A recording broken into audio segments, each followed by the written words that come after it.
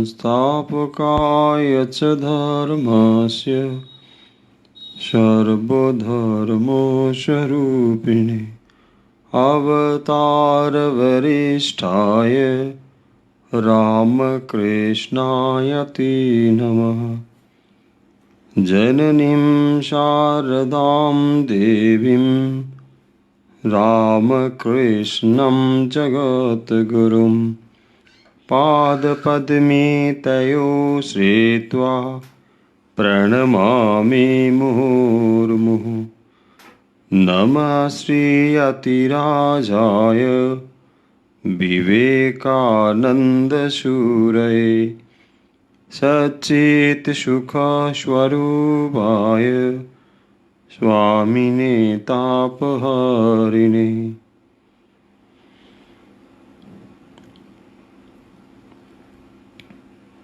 ঠাকুর মা স্বামীজির ভক্ত ও অনুরাগী বৃন্দ, আজকে আমরা আবার উপস্থিত হয়েছি আজকের এই অনুধ্যান পর্বে।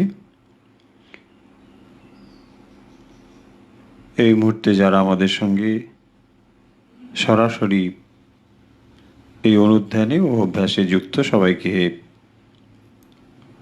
আন্তরিকভাবে শুভেচ্ছা ও স্বাগত জানাচ্ছি আজকের অনুধ্যানে।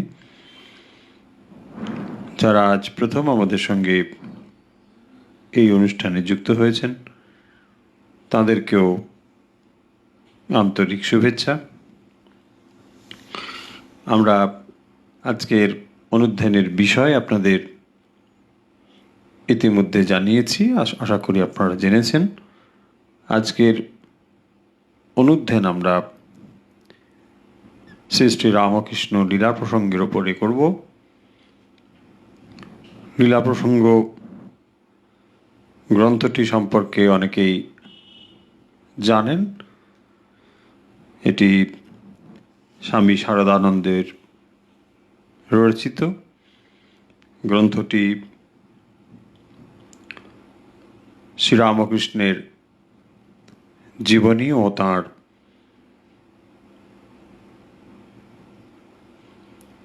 শাস্ত্রীয় পরম্পরা, এই সমস্ত বিষয়ের উপরে শ্রী শ্রী রামকৃষ্ণ লীলা প্রসঙ্গ। লীলা প্রসঙ্গ একদিক থেকে যেমন শ্রীরামকৃষ্ণের জীবনীর কথা রয়েছে, পাশাপাশি এর ভেতরে রয়েছে একটি শাস্ত্রীয় পরম্পরা, যার ভেতর দিয়ে শ্রীরামকৃষ্ণের যে অবতার রূপে বিশেষ অবদান এবং তিনি যেভাবে হিন্দু সনাতন ধর্মে বিশেষ করে যে মৌলিক অবদান রেখেছেন, এ সমস্ত বিষয় এবং কিভাবে তিনি তাঁর জীবন এবং তাঁর সাধনার ভেতর দিয়ে তাঁর জীবনকে তিনি কিভাবে পরিচালিত করেছেন,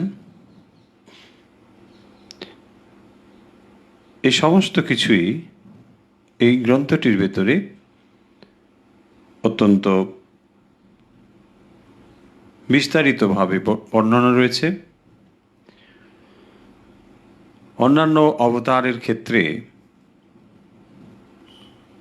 পূর্ববর্তী যত অবতার পুরুষের জীবনের বর্ণনা আমরা পাই, অনেকাংশে সেগুলোকে পূর্ণাঙ্গ জীবনী বা পূর্ণাঙ্গ বর্ণনা বলা যায় না। কারণ অনেক ক্ষেত্রেই তাদের যে মানবীয় ভাব সেটিকে যেন অনেক সময় আড়াল করা হয়েছে, বা যিনি রচনা করেছেন হয়তো তিনি তার মানব ভাবটিকে মানুষের কাছে অত গুরুত্বের সঙ্গে বর্ণনা না করে তার দেবত্বের ভাবকেই অধিকভাবে প্রকাশ করেছেন।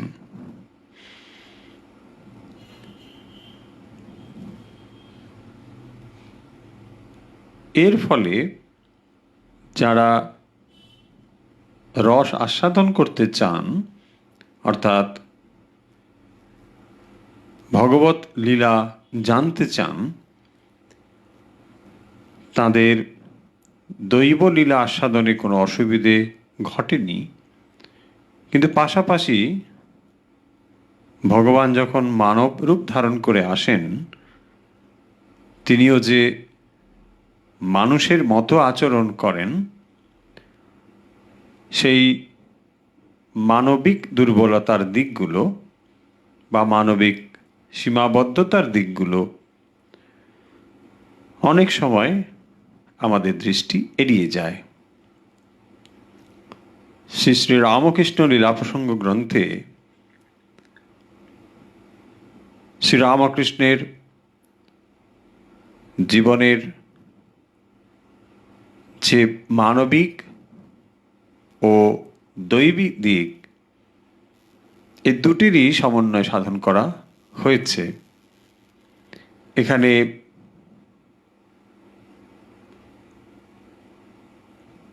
এমন কোনো ঘটনা বা এমন কোনো কাহিনী বর্ণনা করা হয়নি যেগুলোকে অতি আশ্চর্যজনক বা কাল্পনিক বা কখনো অবিশ্বাস্য বলে মনে হবে না। বাস্তবের ওপর প্রতিষ্ঠিত, যুক্তির দ্বারা গ্রাহ্য এই ধরনের জীবন কাহিনী শ্রীরামকৃষ্ণের জীবনে যা ঘটেছে সেগুলোকেই লীলা প্রসঙ্গকার বর্ণনা করেছেন।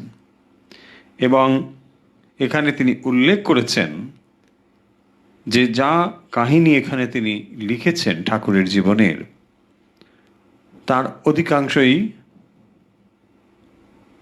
তিনি হয় দেখেছেন,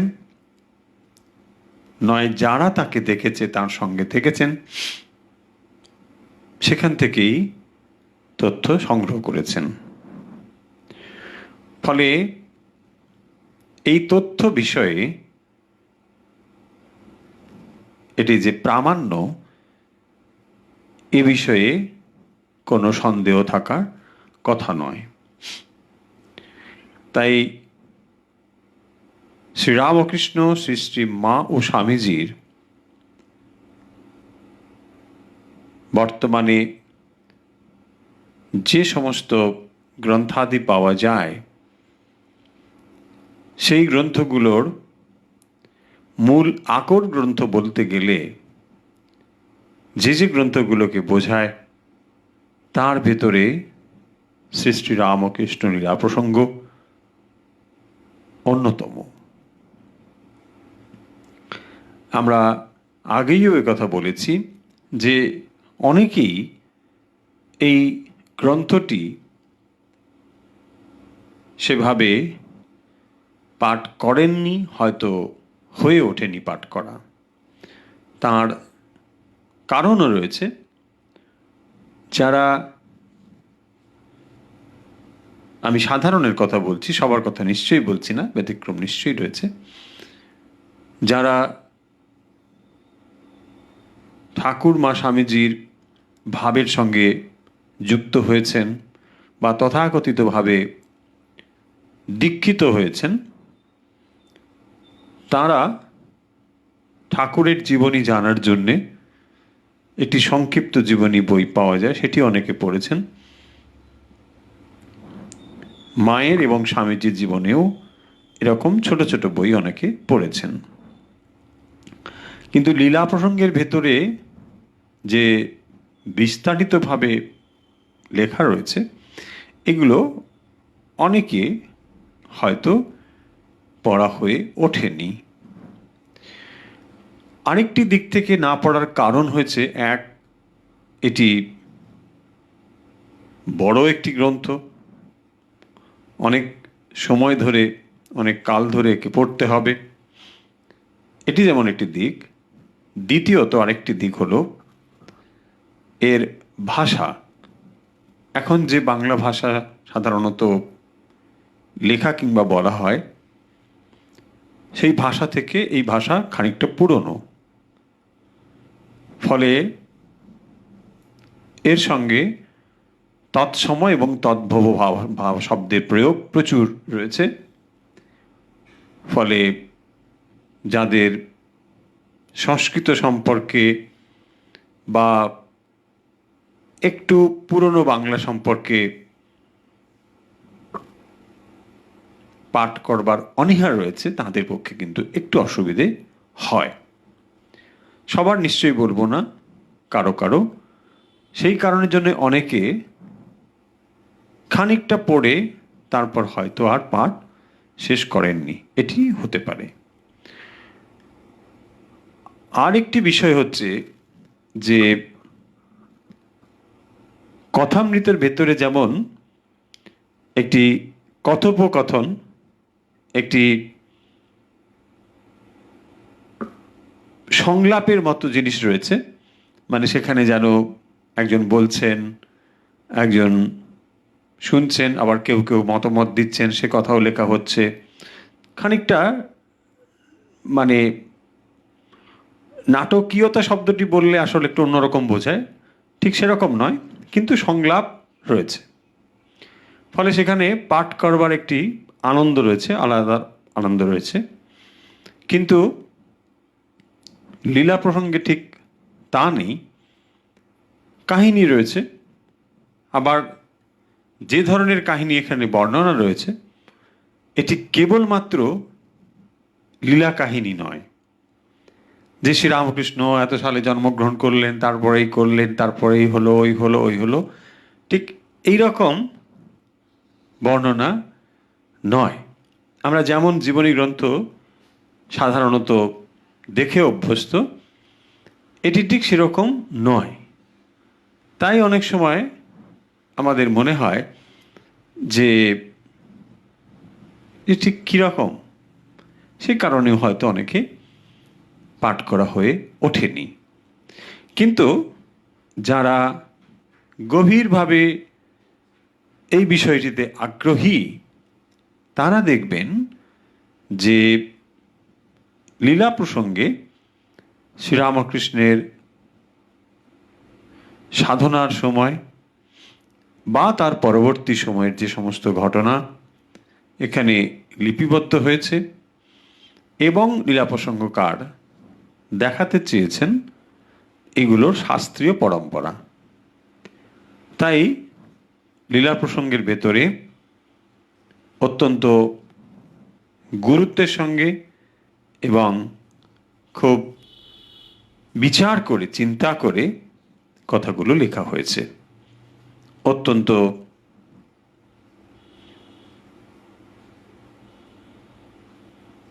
খোলা মন নিয়ে, মানে যাতে সবাই এটি পাঠ করতে পারেন, মত পথ সম্প্রদায় নির্বিশেষে। কারণ অবতার পুরুষ যখন আসেন, তখন তিনি কোনো নির্দিষ্ট একটি সম্প্রদায় বা গোষ্ঠীর জন্য আসেন না, সমগ্র মানব জাতির জন্য তিনি আসেন। তাই যতদিন রামকৃষ্ণ ভাবধারা পৃথিবীতে থাকবে এবং যতদিন মানুষ শ্রীরামকৃষ্ণ সম্পর্কে জানবার আগ্রহী থাকবে, ততদিন আমাদেরকে রামকৃষ্ণ লীলা প্রসঙ্গ পাঠ করতেই হবে। এবং এই লীলা পাঠের আরেকটি প্রয়োজনীয়তা রয়েছে, যে এর ভেতরে যেমন এক তাত্ত্বিক বিশ্লেষণ, পরম্পরা, এগুলো জানতে পারা যায়, দ্বিতীয়ত এর যে লীলা কাহিনী, অর্থাৎ যে সমস্ত ঘটনা ঘটেছে সেগুলোকেও যখন আমরা পরপর চিন্তা করি তাকে বলা হয় লীলা চিন্তন। তাই লীলা চিন্তনের ক্ষেত্রেও লীলা প্রসঙ্গ সহায়তা করে। এই লীলা চিন্তন এক ধরনের ধ্যান।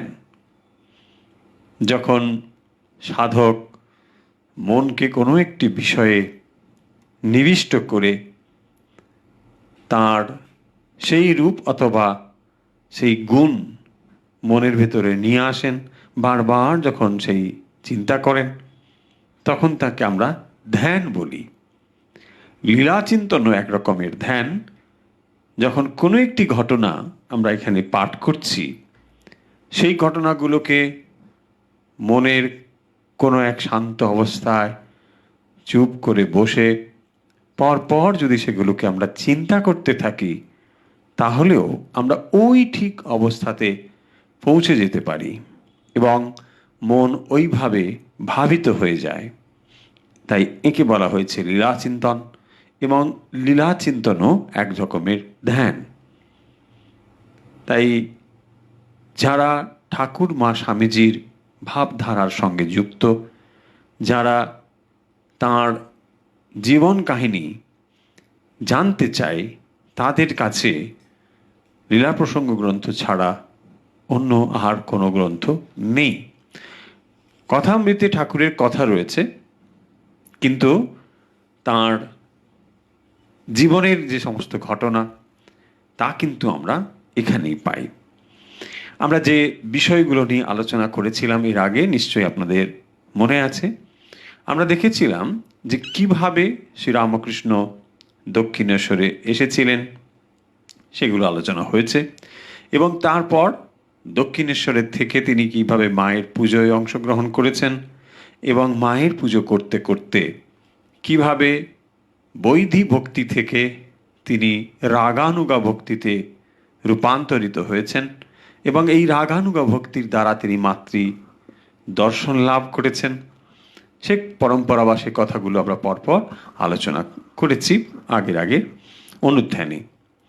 আজকের যে অংশটি আমরা লক্ষ্য করছি, যে যখন শ্রীরামকৃষ্ণ মায়ের দর্শন পেয়েছেন, তারপর তিনি সাধন করেছেন। এটিও একটি আশ্চর্যের বিষয় যে শ্রীরামকৃষ্ণ সাধন করছেন, মানে তাঁর প্রথাগত যে সাধন পদ্ধতি তা কিন্তু শুরু হয়েছে মাতৃদর্শনের পর। মাকে যখন তিনি দর্শন করেছেন, তো তারপরেই তার এই সমস্ত সাধন পদ প্রণালীবদ্ধভাবে যে সাধন সেটি শুরু হয়েছে। তিনি যখন মায়ের দর্শন পেয়েছেন ব্যাকুলতার দ্বারা, তারপরেও তার অন্তরে এই প্রশ্ন ছিল যে তিনি যেভাবে মায়ের দর্শন পেয়েছেন, প্রথাগতভাবে সাধনা করলে সেইভাবে কি মায়ের দর্শন পাওয়া যায়, নাকি অন্য কোনো পথ রয়েছে?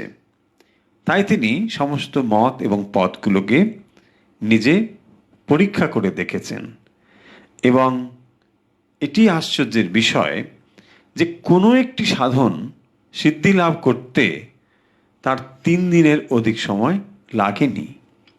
কারণ শ্রীরামকৃষ্ণ যে মন নিয়ে সাধনা শুরু করেছেন সেটিই ছিল একটি অসাধারণ।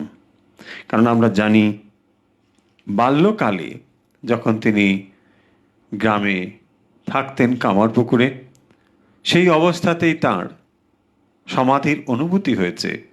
তিনি বাহ্য জ্ঞান হারিয়ে ফেলেছেন, প্রাকৃতিক সৌন্দর্য দেখে, এই সমস্ত যে তার অনুভবগুলো হয়েছিল, তো এই অনুভব তার ছিলই।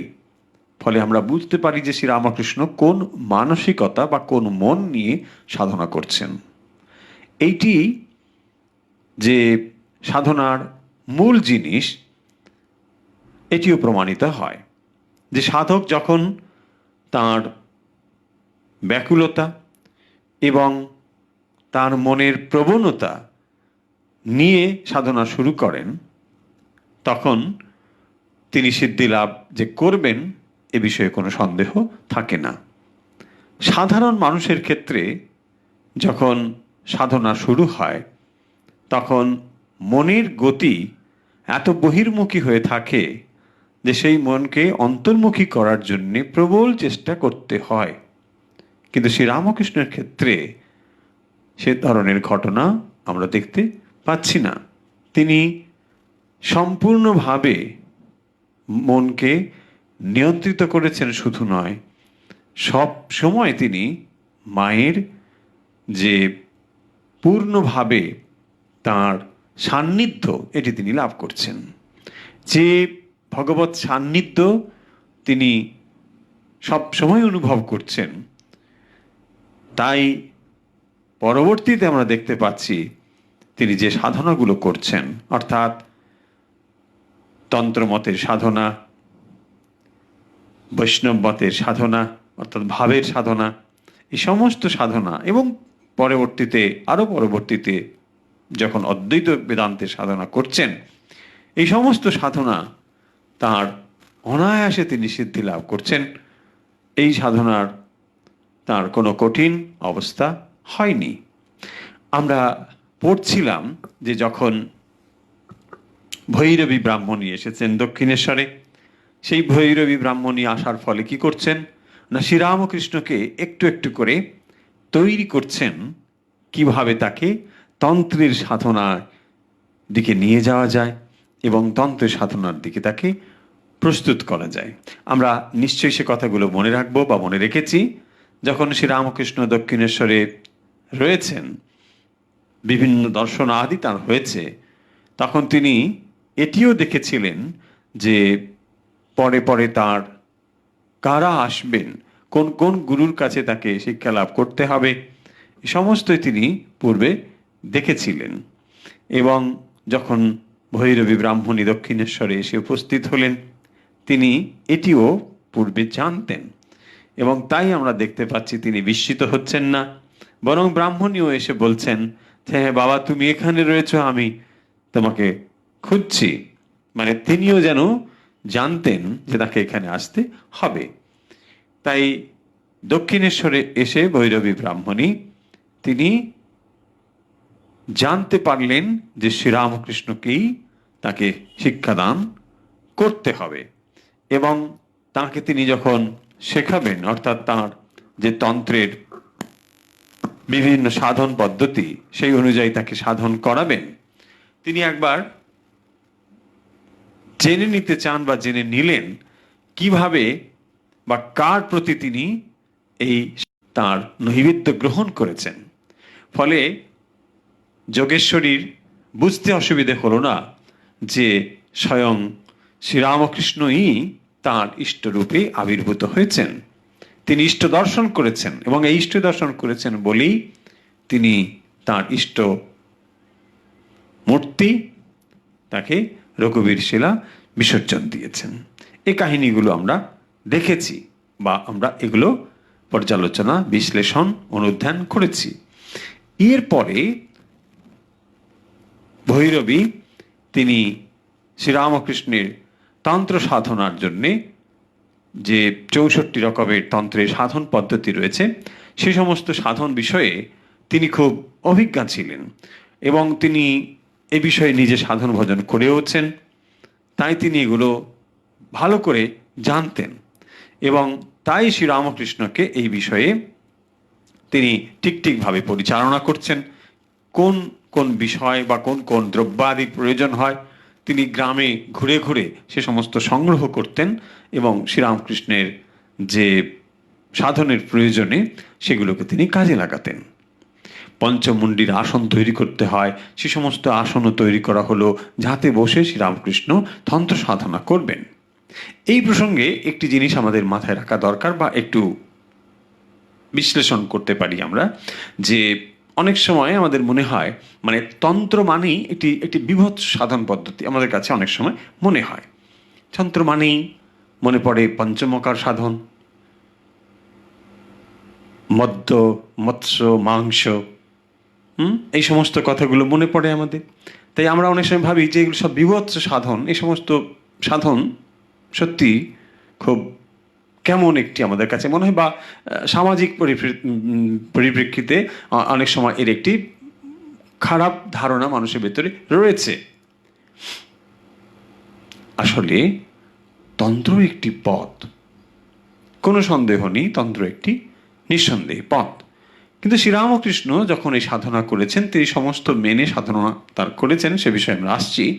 কিন্তু সাধনার পরে যখন তিনি সম্পূর্ণ সিদ্ধি লাভ করেছেন এই তন্ত্রে, তিনি তার যারা সন্তান শিষ্য তাদেরকে কিন্তু এই বিষয়ে তিনি নির্দেশ দান করেননি। আবার কাউকে কাউকে যখন প্রয়োজন হয়েছে তন্ত্রের উপদেশ তিনি দিয়েছেন, ব্যক্তি বিশেষের উপরে দিয়েছেন, কিন্তু তিনি এটিকে পথ বলে মেনেছেন। এমন নয় যে এটি পথ নয়। কিন্তু আসলে তন্ত্রের ভেতরে এক রয়েছে স্থূল, সূক্ষ্ম এবং তারপর রয়েছে দিব্য। এই তিনটে ভাব সেখানে রয়েছে বলে যে সাধন বিষয়ের জিনিসগুলো গ্রহণ করা হয় সেগুলোর ভেতরেও যেগুলো স্থূল জিনিস এবং তার সূক্ষ্ম জিনিস এবং তার দিব্য অংশ, এটি গ্রহণের কথা আমরা দেখতে পাই। অর্থাৎ যখন মদ, মাংস ইত্যাদি বলা হচ্ছে, এই বিষয়গুলো যখন পশু ভাব থাকে সাধকের, পশু মানে যখন সাধক সাধনা শুরু করেন তাকে বলা হয় পশু ভাব, তারপরে আসে বীর ভাব, তারপরে আসে দিব্য ভাব।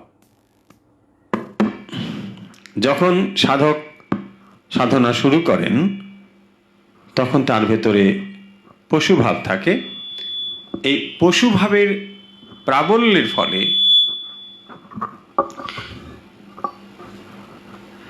স্থূল যে বিষয়গুলো, সেই স্থূল বিষয়গুলোকে খুব স্থূলভাবে গ্রহণ করার ফলে সাধকের অনেক সময়ে পতন বা অবনতি হয়। তাই এই সমস্ত বিষয়গুলোর ভেতরেও সূক্ষ্ম জিনিসগুলো রয়েছে, সেই স্থূল জিনিস বা এই জিনিসগুলো ব্যবহারের ফলে যে সূক্ষ্ম জিনিসগুলো সেগুলোই সাধকের মনকে বিষয় থেকে ধীরে ধীরে অন্তর্মুখী করার জন্যেই এই যে পাঞ্চভৌতিক দেহ বা পাঁচটি যে উপাদানে পঞ্চতত্ত্ব বলা হয়, সেই পঞ্চতত্ত্ব ব্যবহার করার জন্যে এই এই এই পাঁচটি জিনিস সাধনের পদ্ধতি রয়েছে। কিন্তু যখন সাধক তার স্থূল থেকে ধীরে ধীরে সূক্ষ্ম এবং দিব্য অবস্থায় পৌঁছয়, তখন এগুলোর স্থূলরূপ তখন আর ব্যবহার থাকে না। কিন্তু সাধারণত দেখা যায় যে তন্ত্রের যারা সাধন করেন তারা তখনও এই ভাবগুলোকে গ্রহণ করতে পারেন না বলে তাদের ভেতরেও যে স্থূল ভাবগুলো থাকে সেগুলোরই বহিঃপ্রকাশ অনেক সময় ঘটে যায় এবং ফলে সাধকের পতন হয়। তাই সমাজে এই সাধন পদ্ধতিগুলো নিয়ে খারাপ ধারণা রয়েছে মানুষের বা নেতিবাচক ধারণা রয়েছে সাধারণ মানুষের ভেতরে। কিন্তু শ্রীরামকৃষ্ণের ক্ষেত্রে আমরা দেখতে পাবো যে তিনি যে মন নিয়ে এই সাধন শুরু করেছিলেন, সেই সাধনের দ্বারা তার ভেতরে তিনি কিভাবে সহজেই এগুলোকে লাভ করছেন সেইগুলো আমরা তার এর ভেতর দিয়ে দেখতে পাচ্ছি, যে কিভাবে তিনি সহজে এই অবস্থাটি লাভ করেছিলেন। ভৈরবী ব্রাহ্মণী তিনি তন্ত্র সাধনা করাবেন বলে ঠাকুরের যে বিভিন্ন সাধনের বস্তু সেগুলোকে তিনি সংগ্রহ করছেন বা জোগাড় করছেন, করে একে একে নিয়ে আসছেন।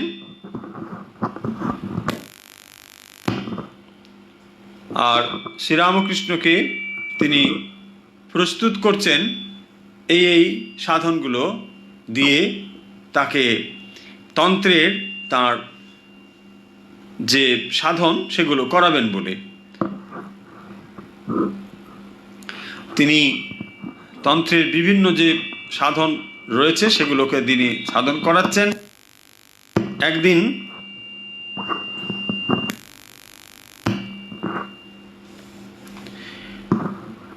তার অন্তরে যে ঘৃণাভাব, এই ঘৃণাভাব দূর করার জন্যে তিনি একদিন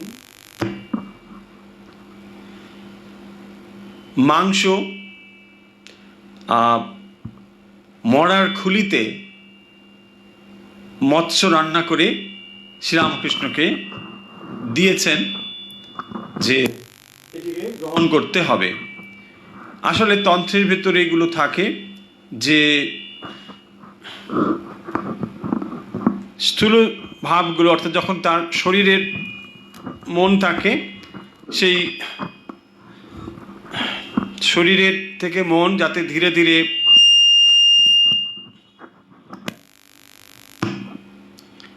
শরীর থেকে মন যাতে ধীরে ধীরে অন্তর্মুখী হয়, সেই অবস্থাটি লাভের জন্যে অন্তর থেকে যেগুলো শত্রু অর্থাৎ কাম, ক্রোধাদি, ঘৃণা, লজ্জা ইত্যাদি এই সমস্ত ভাবগুলোকে দূর করার জন্যে ভৈরবী শ্রীরামকৃষ্ণের ভেতরে তিনি এই ধরনের সাধন করেছিলেন, যে সাধনে আমরা দেখতে পাচ্ছি তিনি মরার খুলিতে মৎস্য রান্না করে বলছেন শ্রীরামকৃষ্ণকে গ্রহণ করতে। তাই এর দ্বারা তার যে ঘৃণা এই সমস্ত দূরীভূত হচ্ছে, চলে যাচ্ছে। এরকম নানা সাধন পদ্ধতি শ্রীরামকৃষ্ণকে দিয়ে তিনি করাচ্ছেন এবং অবলীলাক্রমে ঠাকুরও একটির পর একটি সাধন করে যাচ্ছেন। এবং আমরা জানি যে ভৈরবী ব্রাহ্মণী শ্রীরামকৃষ্ণের প্রতি একটি সন্তান ভাব পোষণ করতেন। তিনি তাকে সন্তানভাবে দর্শন করতেন বা দেখতেন, এবং তার ফলে শ্রীরামকৃষ্ণকে তাঁর যে তন্ত্র সাধনার সমস্ত সাধ্যায় জ্ঞান তা তিনি শ্রীরামকৃষ্ণের ভেতরে সম্পূর্ণভাবে দিয়ে যেতে চান, তাই তাকে সেভাবে তিনি তৈরি করছেন। একটির পর একটির কঠিন সাধন যখন তিনি করাচ্ছেন, একদিন ভৈরবী ব্রাহ্মণী তিনি একটি সাধন পদ্ধতি অবলম্বন করলেন। তিনি একদিন করলেন কি, এক পূর্ণ যৌবনা নারীকে সম্পূর্ণ বিবস্ত্র এই অবস্থায় শ্রীরামকৃষ্ণকে বলছেন যে এর কোলে বসে একটু জপ করো।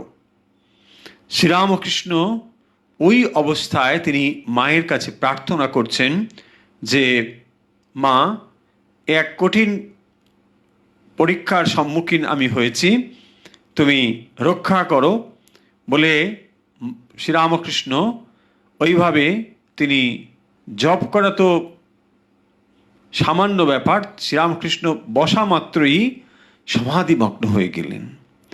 তাই ওই অবস্থা দেখে ভৈরবী ব্রাহ্মণীও অবাক হয়ে গেলেন যে শ্রীরামকৃষ্ণ তার শরীর বোধের থেকে তিনি অনেক ঊর্ধ্বে রয়েছেন।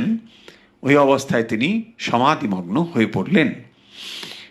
তখন এই যে তন্ত্রের সমস্ত সাধনগুলো নিশ্চিত হলেন ভৈরবী ব্রাহ্মণী, এবং তিনি তার তন্ত্র সাধনার সমাপ্তি ঘোষণা করলেন যে তিনি আনন্দ আসন এটি লাভ করেছেন। সে এই আনন্দ আসন লাভ করা মানে তিনি এই সাধনায় সিদ্ধি লাভ করেছেন, পূর্ণ সিদ্ধি তার হয়েছে। তাই শ্রীরামকৃষ্ণের যে তন্ত্র সাধনার পূর্ণ সিদ্ধি এইটি তিনি লাভ করলেন ভৈরবী ব্রাহ্মণীর পরিচালনায়। তিনি তাকে সমস্ত রকমভাবে সহায়তা দান করেছেন। এই সাধনা হওয়ার পর, অর্থাৎ যে তন্ত্র সাধনা, সেই তন্ত্র সাধনা পরে শ্রীরামকৃষ্ণের ভেতরে আমরা জানি তার ভেতরে ছিল মাতৃভাব। এই মাতৃভাব প্রধান হওয়ার ফলে যে তন্ত্র সাধনা তিনি করেছেন সেই সাধনার ভেতরেও তার মাতৃভাবই ছিল প্রবল, এবং তিনি এইটি অনুভব করছেন যে এই সমগ্র জগতের যা কিছু রয়েছে সে কেবল শিব এবং শক্তিরই প্রকাশ। যত পুং শরীর রয়েছে সমস্ত শিবের থেকে, এবং যত স্ত্রী শরীর রয়েছে সমস্ত শক্তির থেকে প্রকাশ। এইটি তিনি নিশ্চিত, এবং এইটি তিনি তার অনুভবে সত্য তিনি দর্শন করেছেন। এবং সেখানে একটি লীলাপ্রসঙ্গকার গল্প বর্ণনা করেছেন, পৌরাণিক কাহিনী, যেটি শ্রীরামকৃষ্ণ নিজেও উল্লেখ করেছেন। সেই কাহিনীটি হচ্ছে যে গণেশের যে মাতৃভাব, সেটি এই কাহিনী অনেকেরই জানা রয়েছে, সেটি কথা এই লীলা প্রসঙ্গে উল্লেখ রয়েছে। গণেশ একদিন তিনি বিড়ালকে খুব প্রহার করেছেন।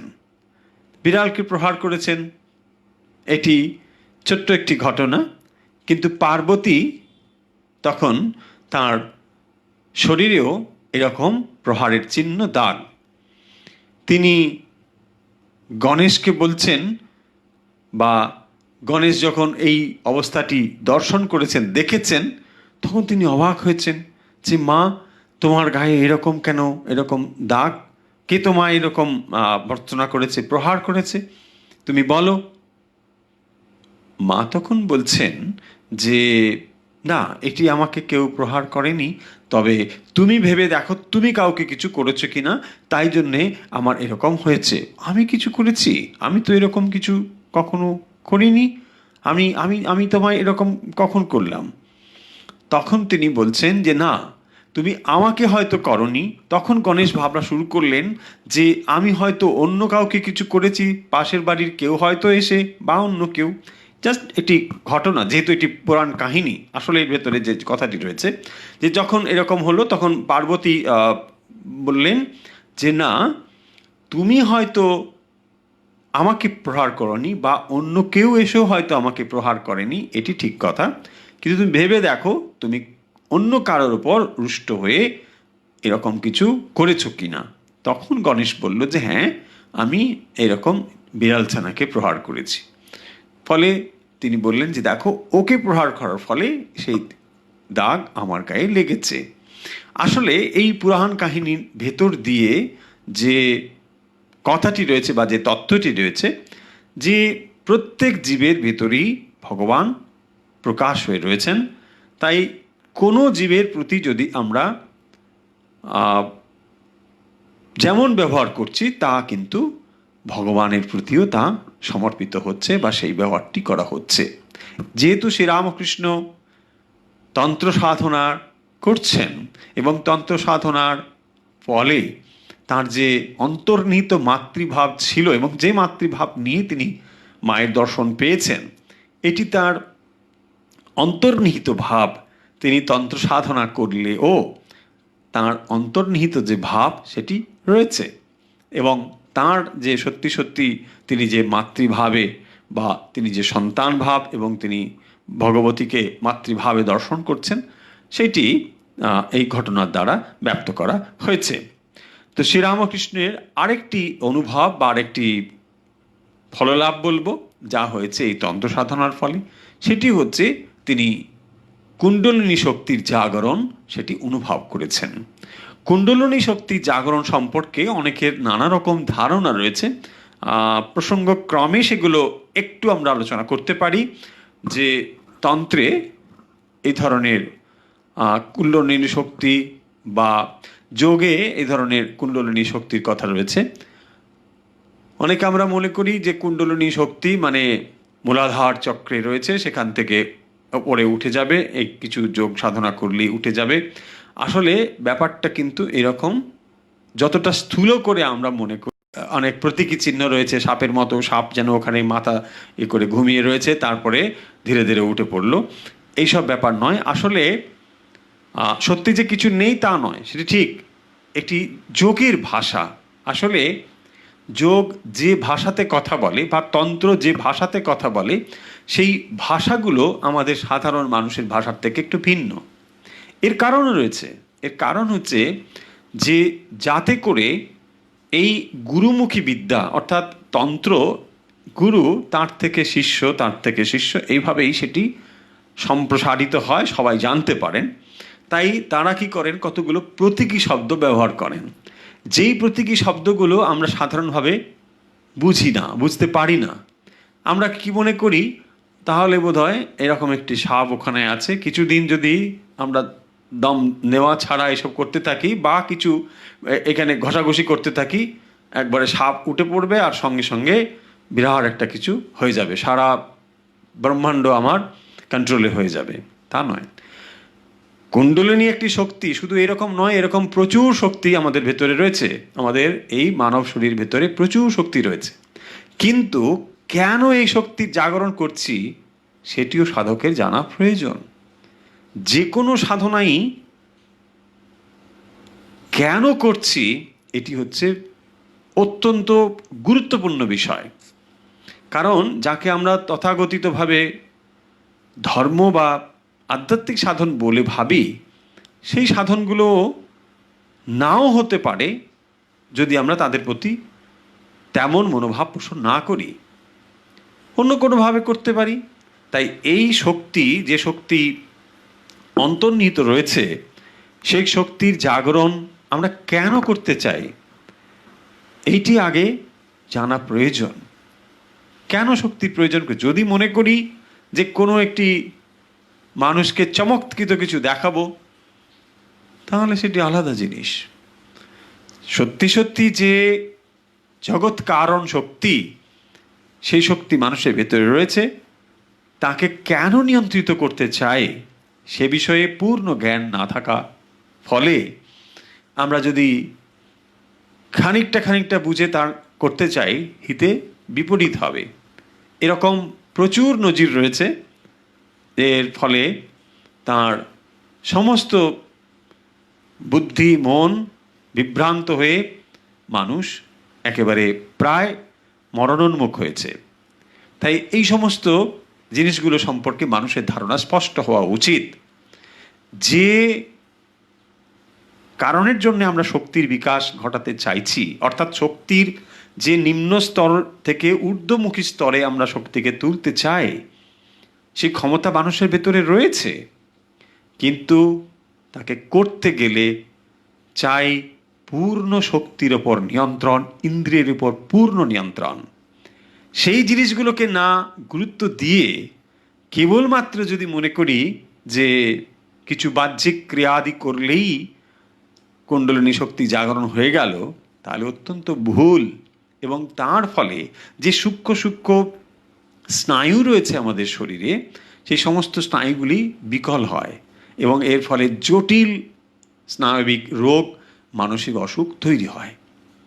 এই সম্পর্কে পূর্ণ ধারণা না থাকার ফলে কুণ্ডলিনী শক্তি সম্পর্কে আমাদের একটি বিভ্রান্তিকর জিনিস রয়েছে।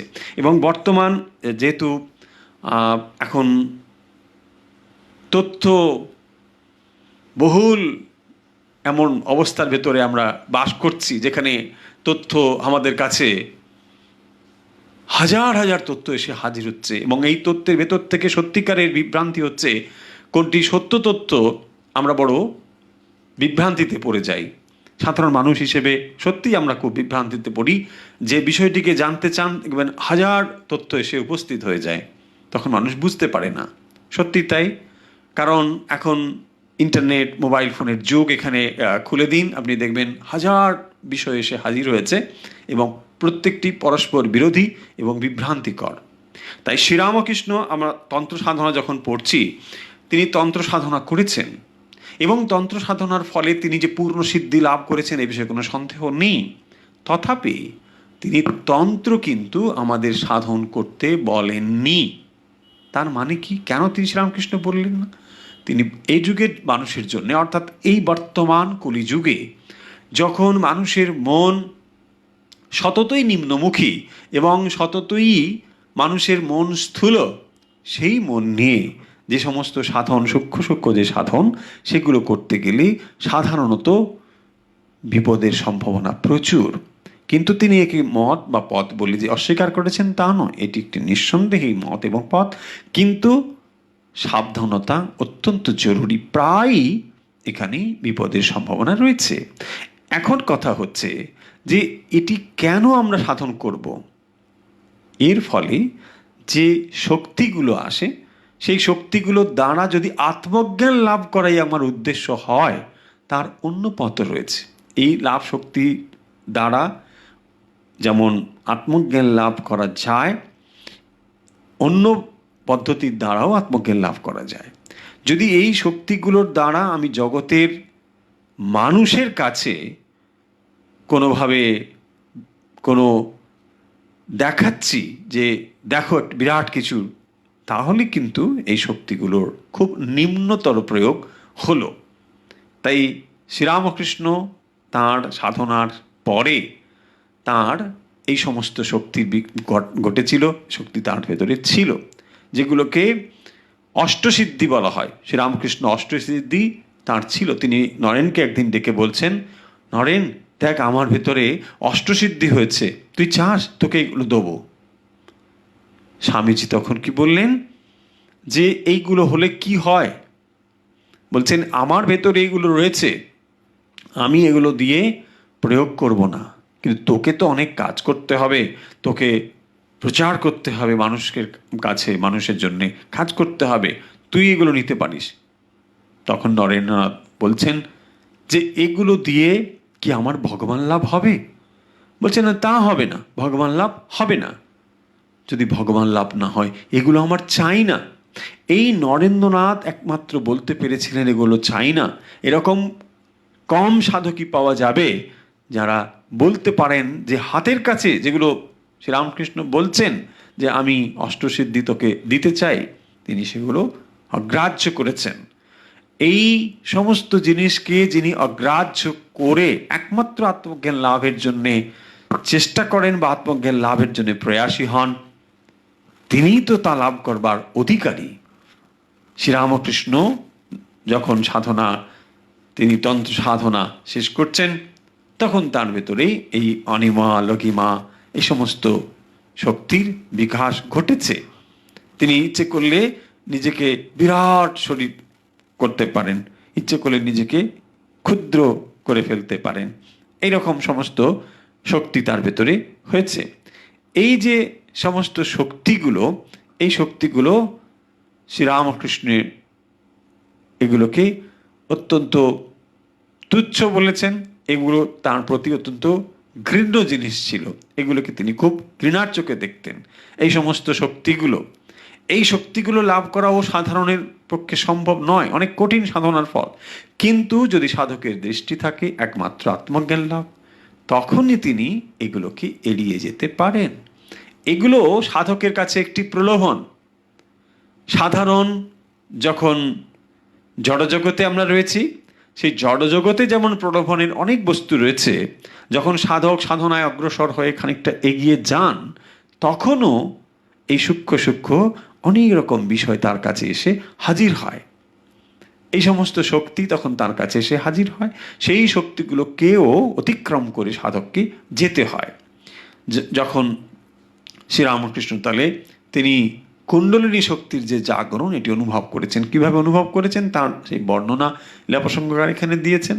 তিনি দেখতে পাচ্ছেন যে প্রত্যেকটি চক্র ভেদ করে সুষুম্নার ভেতর দিয়ে কে যেন ঊর্ধ্বমুখী হচ্ছেন এবং ধীরে ধীরে প্রত্যেকটি চক্রে তার শক্তি প্রকাশ দেখতে পাচ্ছেন এবং ধীরে ধীরে সহস্রারে গিয়ে মিলিত হচ্ছেন এই শক্তি। এটি তিনি দর্শন করেছেন। এই কুণ্ডলিনী শক্তির জাগরণ তার ভেতরে হয়েছে। এই কুণ্ডলিনী শক্তির জাগরণ নানাভাবে করা যায়। যদি জপের দ্বারাও এটি হয়, যিনি জপ সাধনা করছেন তার দ্বারাও এটি হয়। এমন ভাবার দরকার নেই যে ভক্তির দ্বারা এটি হয় না, ভক্তির দ্বারাও এটি লাভ করা যায়। কুণ্ডলিনী শক্তির জাগরণ ভক্তির দ্বারাও সম্ভব। তারপরে আরেকটি তার দর্শন হয়েছে ব্রহ্মজনী দর্শন, যেটি স্বামীজিও এই ব্রহ্মজনী দর্শন করেছেন। সেটি ঠাকুরের কাছে তিনি বলছেন যে আমি দেখতে পাই ধ্যান করতে বসলে একটি ত্রিকোণ জ্যোতির্ময় যেটি এসে উপস্থিত হয়। নরেন্দ্রনাথ তিনি যখন ধ্যান করেন তিনি এটি দর্শন করেন এবং আমরা জানি নরেন্দ্রনাথ যখন ছোটবেলা থেকে ধ্যান খেলা খেলতেন তখন থেকেই তার এই শক্তি ছিল। তিনি ধ্যানকে খেলা রূপে খেলছেন ছোটবেলা থেকে, স্বয়ং শিব।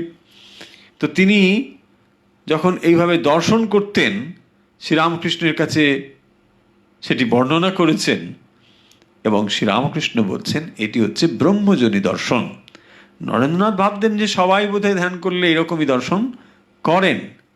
নরেন্দ্রনাথকে শ্রীরামকৃষ্ণ বলছে না না, এটি হচ্ছে ব্রহ্মজনী দর্শন।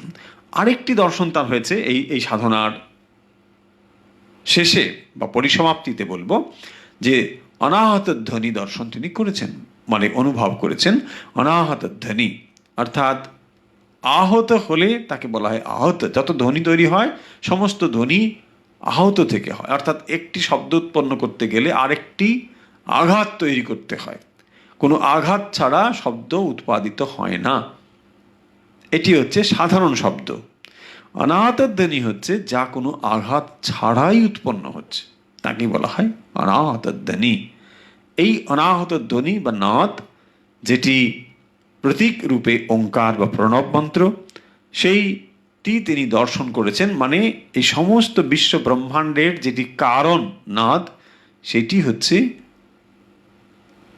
মানে ওঙ্কার, সেটি তিনি দর্শন করেছেন। অনাহত ধ্বনি সেটি তিনি অনুভব দর্শন করেছেন। তারপরে তিনি একদিন দর্শন করছেন মোহিনী মায়া দর্শন। এটিও শ্রীরামকৃষ্ণের যে সাধন কাল তার ভেতরই তার দর্শন। তিনি দর্শন করছেন গঙ্গা থেকে দেখতে পাচ্ছেন পূর্ণ যৌবনা এক নারী মূর্তি।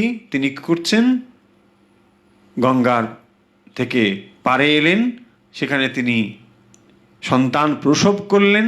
আবার একটু পরে দেখছেন সেই সন্তানকে তিনি নিজে গ্রাস করছেন, গ্রহণ করছেন। অর্থাৎ এইটি তার দর্শন হলো যে তিনি দেখছেন যে জগৎ প্রসবিনী মহামায়া এই জগৎকে তিনি নিজেই প্রসব করছেন, তার থেকে সমস্ত জগৎ প্রকাশিত হচ্ছে, আবার সেই জগৎকে তিনি নিজেই সংহার করে নিচ্ছেন। এইটি তিনি দর্শন করেছেন। এটি হচ্ছে মোহিনী মায়া দর্শন। শ্রীরামকৃষ্ণের এরকম নানা রকম দর্শন হয়েছে এই সাধন কালে। এর সাধনের সমাপ্তিতে আমরা দেখতে পাচ্ছি, এই তন্ত্র সাধনের সমাপ্তিতে দেখতে পাচ্ছি শ্রীরামকৃষ্ণের দিব্য অঙ্গকান্তি, তার শরীরের যে রূপ এই সময়ে মানে অসাধারণ রূপ তার এই শরীরে হয়েছিল। তখন দিব্যকান্তি তার শরীরে প্রকাশ হয়েছিল, যে সাধারণ মানুষের এটি সম্ভব নয়। দিব্য রূপ তার হয়েছিল এই সমস্ত সাধনের শেষে। এবং তখন তিনি মায়ের কাছে প্রার্থনা করেছিলেন যে এই দিব্য রূপ যেন তার বাইরে থেকে ভেতরে চলে যায়। কারণ বাইরের যে সমস্ত রূপ মানুষ তাকে অবাক হয়ে দেখত, তার এই রূপ শ্রীরামকৃষ্ণ এটি চাইতেন না। তাই তিনি মায়ের কাছে প্রার্থনা করেছিলেন যে বাইরের যে এই দিব্যকান্তি অঙ্গের রূপ তা যেন ভেতরে প্রবেশ করে, এবং তারপর থেকে তার ভেতরে এই যে দিব্যকান্তি যা বাইরে ছিল সেটি ভেতরে প্রবিষ্ট হয়। এই অবস্থাগুলো অর্থাৎ তন্ত্র সাধনার ফলে শ্রীরামকৃষ্ণের যে অনুভব এবং তন্ত্রের পুঙ্খানুপুঙ্খ সাধন, এই সমস্ত তিনি করছেন ব্রাহ্মণী, ভৈরবী ব্রাহ্মণীর নির্দেশে, এবং তার ফলে তিনি এই সব অনুভবগুলো লাভ করেছেন। আজকের যে অনুধ্যানের বিষয়গুলো আমরা দেখলাম, যেখানে মূলত শ্রীরামকৃষ্ণ তন্ত্র সাধনা করছেন এবং তার সঙ্গে রয়েছেন ভৈরবী ব্রাহ্মণী। ভৈরবী ব্রাহ্মণী তিনি একটির পর একটি বিষয় নিয়ে এসে উপস্থিত করছেন শ্রীরামকৃষ্ণের কাছে, এবং তিনি একটির পর একটি সাধন করছেন। সেই সাধন করার পরে তিনি যে সমস্ত সংস্কারগুলো ভেতরে ছিল, অর্থাৎ ঘৃণা, রাগ, হিংসা, এই সমস্তগুলো যে মানব ভাব, এই সমস্ত মানব ভাবগুলোকে জয় করার জন্যে তন্ত্রে যে সমস্ত সাধন পদ্ধতি রয়েছে সেগুলো তিনি অবলম্বন করেছেন। এবং তার শ্রেষ্ঠ বা চূড়ান্ত অনুভূতিটি হলো যখন তিনি কি করলেন, এক পূর্ণ যৌবনা নারীকে সম্পূর্ণ বিবস্ত্রা করে নিয়ে এসে শ্রীরামকৃষ্ণকে বলছেন, বাবা এর কোলে বসে খানিকক্ষণ জপ করো। শ্রীরামকৃষ্ণ তখন কি করলেন, ওই অবস্থায় বসে তিনি সম্পূর্ণ সমাধিমগ্ন হয়েছিলেন। তখন ভৈরবী ব্রাহ্মণী শ্রীরামকৃষ্ণকে তন্ত্র সাধনার যে পূর্ণ সিদ্ধি এটি অনুভব তার হয়েছে বলে তিনি তাকে ঘোষণা করলেন যে বাবা, তন্ত্রের যে উচ্চাবস্থা এটি তোমার লাভ হয়েছে।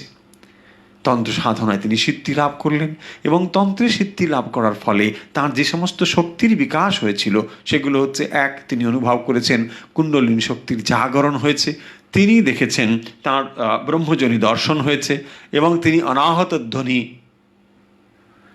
দর্শন করেছেন।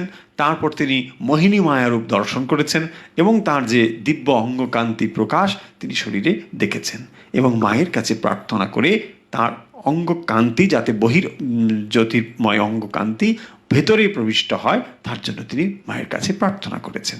আমরা আজকের অনুধ্যানে মূলত দেখলাম ভৈরবী ব্রাহ্মণীর সান্নিধ্যে শ্রীরামকৃষ্ণের তন্ত্র সাধনা খানিকটা আমরা আজকের আলোচনা করলাম।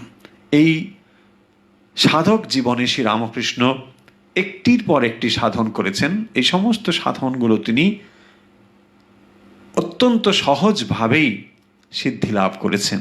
আমরা পরবর্তীতে তার আরও যে সমস্ত সাধন তিনি করেছেন সেগুলো নিয়ে আমরা আলোচনা করব, এবং দেখব যে সমস্ত মত এবং পথের সাধনা করার পর শ্রীরামকৃষ্ণ কিভাবে জগতের কাছে সমস্ত মত এবং পথের সমন্বয় সাধন করেছেন। আমরা জানি ভগবদ্গীতাতে ভগবান বলেছেন, যে যথা মাং প্রপদ্যন্তে তাং তথৈব ভজাম্যহম। যে যেভাবে তার সাধনা করছেন সমস্ত সাধনা ভগবানের কাছেই আমাদের পৌঁছে দেয়। কোনো মতকে, কোনো ভাবকে কখনোই ছোট করে বলা হচ্ছে না। যে যেভাবে তাকে সাধনা করছেন এমন নয় যে কোনো একটি সম্প্রদায় বিশেষের ভগবান নির্দিষ্ট রয়েছেন, তা নয়। যে যেভাবে তাকে সাধনা করছেন তিনি সেভাবেই তার কাছে পৌঁছবেন। শ্রীরামকৃষ্ণের দেওয়া উপমা, শ্রীরামকৃষ্ণের দেওয়া উপদেশ, তিনি বলছেন যে সন্তানটি তার বাবাকে বাবা বলতে পারে না, কেউ যদি বা বলে বা পা বলে, বাবা কি বোঝে না যে সন্তান তাকে ডাকে? যে মানুষটি শালগ্রাম শিলায় ভগবানকে পাওয়ার চেষ্টা করছেন, বা যে মানুষটি অন্য কোনোভাবে কোনো একটি মূর্তিকে তিনি তার পরমেশ্বর বলে বা পরমেশ্বরী বলে তার সমস্ত ব্যথা, সমস্ত প্রার্থনা নিবেদন করছেন, ভগবান কি বোঝেন না যে তিনি তাঁর প্রতি সমস্ত ভালোবাসা, সমস্ত পুজো নিবেদন করছেন? নিশ্চয়ই তিনি বোঝেন। তাই যথার্থই বলা হয়েছে যে যথা মাং প্রপদ্যন্তে। এবং শ্রীরামকৃষ্ণ সাধনার শেষে এ কথাই তিনি বলবেন, যখন আমরা বিচ্ছিন্ন হয়ে যাই, নানাভাবে মনে করি আমার মতটাই ঠিক আর সমস্ত মত ভুল, এই সমন্বয় সাধন করার জন্যই শ্রীরামকৃষ্ণ এসেছেন। এবং যে যুগে শ্রীরামকৃষ্ণ এসেছেন এ যুগে এটি ছিল অত্যন্ত প্রয়োজনীয়। যখন চারিদিকে মানুষ বিচ্ছিন্ন হয়ে যাচ্ছেন, আমার মতটি একমাত্র সত্য আর সমস্ত ভুল, তখন শ্রী রামকৃষ্ণ এসে জগতের কাছে বলছেন, নিজের ঘড়িটিকে সূর্যের সঙ্গে মিলিয়ে নাও, তাহলেই দেখবে সমস্ত সময় ঠিক ঠিক পাবে। যখন নিজের নিজের ঘড়ি পারস্পরিকভাবে আমরা মেলে না, তখন বলি তোমার ঘড়ি ভুল, আমার ঘড়ি ঠিক, এই সমস্ত রকম যখন বাদ বিতণ্ডা চলতে থাকে, তখন এই রকম অবতার পুরুষ আসেন যাদের সঙ্গে নিজের ঘড়িটাকে মিলিয়ে নেওয়া যায়। শ্রীরামকৃষ্ণ তাই সাধন করে কি করলেন, জগতের কাছে ওই ঘড়ি মেলানোর মতন একটি সুন্দর ছাঁচ রেখে গেলেন। তিনি বললেন, আমি ছাঁচ রেখে গেলাম, তোমরা সেই ছাঁচে ফেলে ঢেলে নাও। তিনি বলছেন, আমি বাড়া ভাত করে গেলাম, তোমরা বাড়া ভাতে এসে বসে পড়ো। ওই যে সাধন করে শ্রীরামকৃষ্ণ এইটি জগতের কাছে দিয়ে গিয়েছেন। আজকে আমরা অনুধ্যান এখানে শেষ করছি।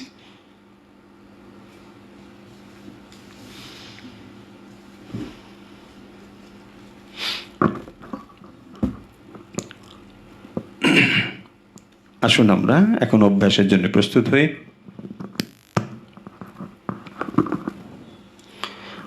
আশা করি আপনারা অভ্যাসের জন্য প্রস্তুত।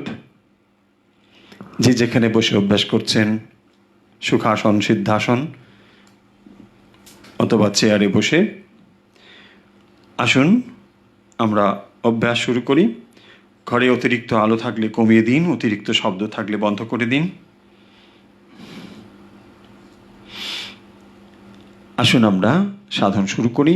এই মুহূর্তে যারা আমাদের সঙ্গে অভ্যাসে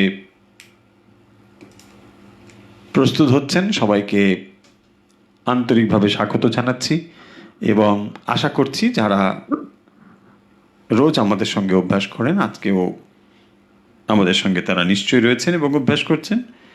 আসুন আমরা অভ্যাস শুরু করি।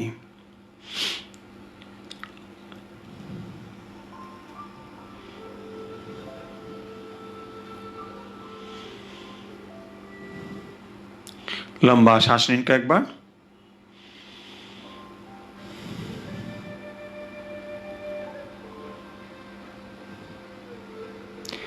লম্বা শ্বাস নিন, ছেড়ে দিন।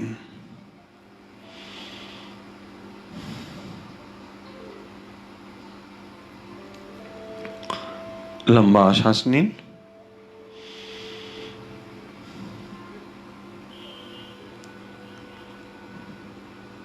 লম্বা শ্বাস নিন,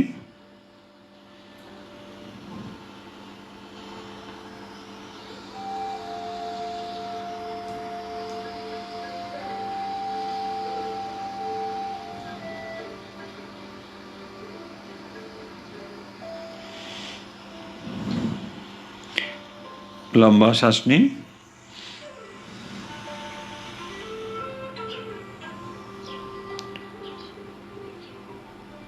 এবারে আমরা শুরু করছি যে প্রাণায়ামটি, ডান দিকে এইভাবে বুড়ো আঙুল দিয়ে চেপে হালকা করে চাপবেন, বাম দিক দিয়ে শ্বাস ছাড়ব,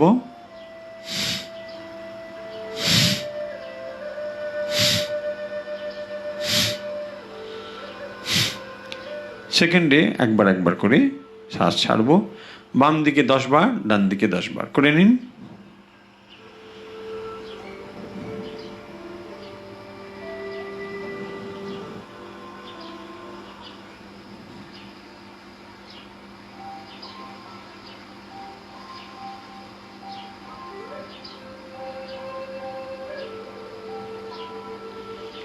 বাম দিকে 10 বার, ডান দিকে 10 বার।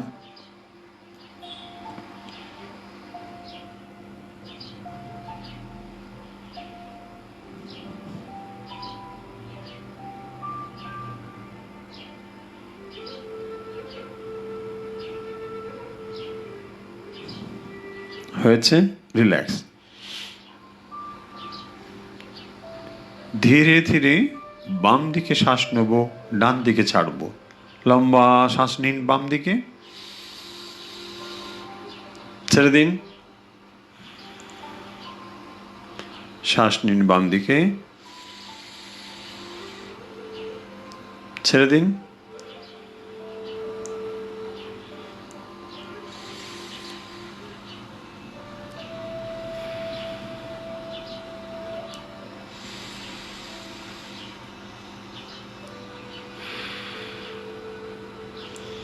শ্বাস নিন বাম দিকে,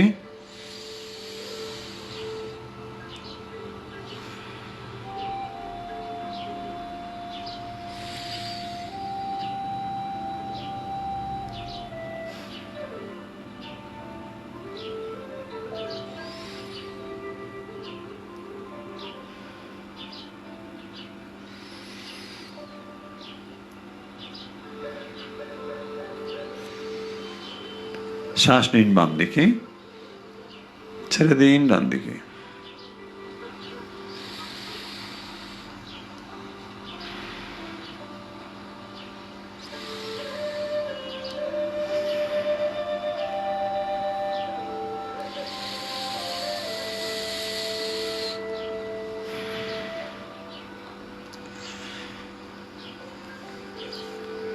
শ্বাস নিন বাম দিকে, ছেড়ে দিন ডান দিকে।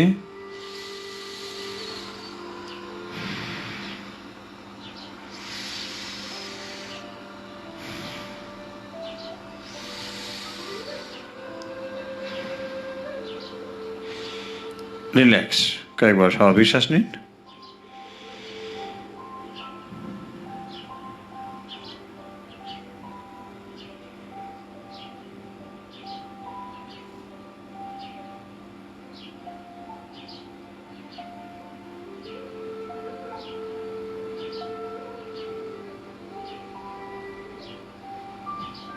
এরপর আমরা যেটি করছি, শ্বাস নেব ডান দিকে, ছাড়বো বাম দিকে।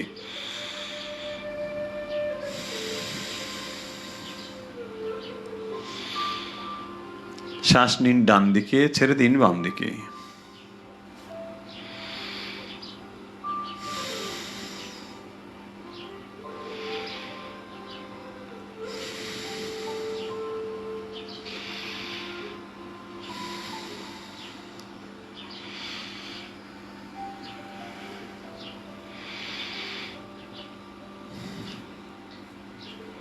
শ্বাস নিন ডান দিকে, ছেড়ে দিন বাম দিকে।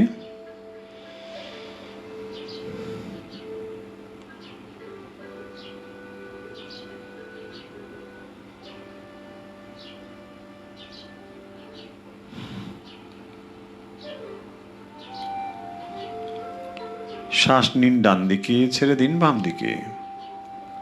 ধীরে ধীরে শ্বাস নিন ডান দিকে, ছেড়ে দিন বাম দিকে।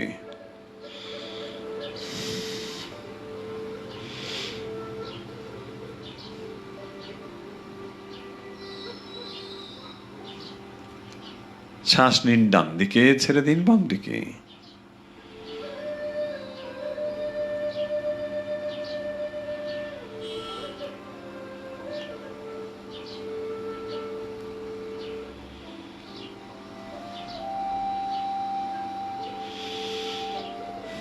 রিল্যাক্স। এবারে আমরা যে প্রাণায়ামটি করছি, শ্বাস নেব নাক দিয়ে, ছাড়বো মুখ দিয়ে। শুরু করি।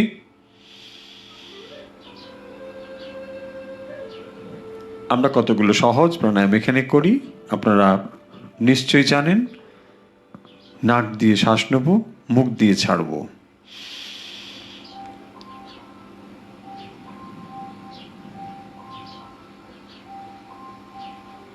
শ্বাস নিন নাক দিয়ে, ছেড়ে দিন মুখ দিয়ে।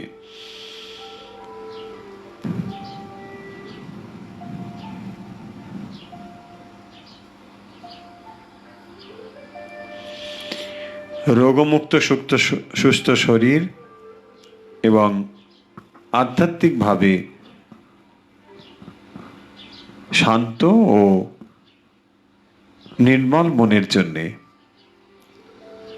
এই সহজ প্রাণায়াম নিশ্চয়ই আপনারা অভ্যাস করছেন। শ্বাস নিন নাক দিয়ে, ছেড়ে দিন মুখ দিয়ে।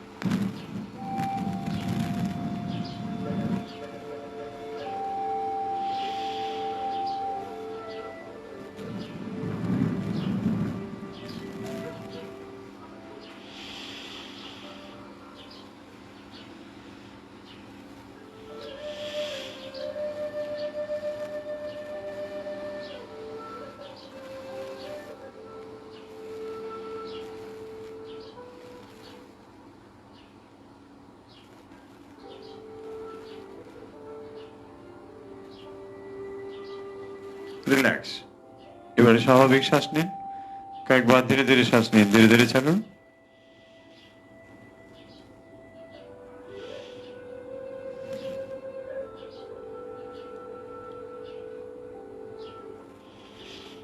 হয়েছে? আমরা এখন যে প্রাণায়ামটি করছি,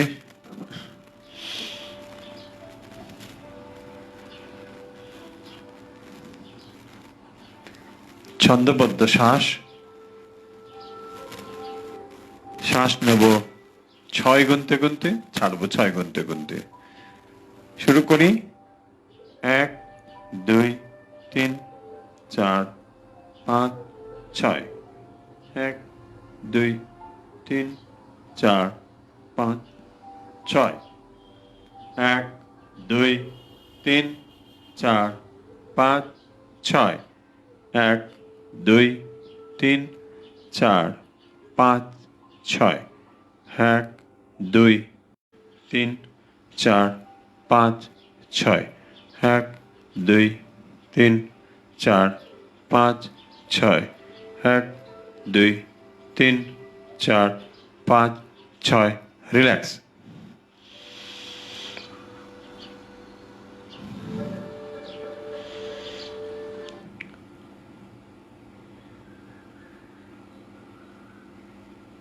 আসুন আমরা এবারে মেডিটেশনের জন্য প্রস্তুত হই। মেরুদণ্ড সোজা, যে যেখানে বসে আছেন, সুখাসন, সিদ্ধাসন অথবা চেয়ারে, মেরুদণ্ড সোজা রেখে বসুন। চোখের পাতা বন্ধ করে দিন।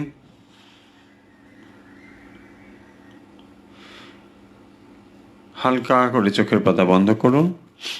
মেরুদণ্ড সোজা রাখুন।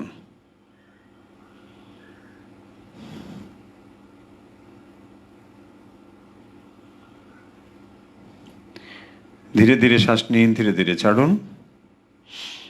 শ্বাসের গতি স্বাভাবিক। ধীরে ধীরে শ্বাস নিন, ধীরে ধীরে ছাড়ুন।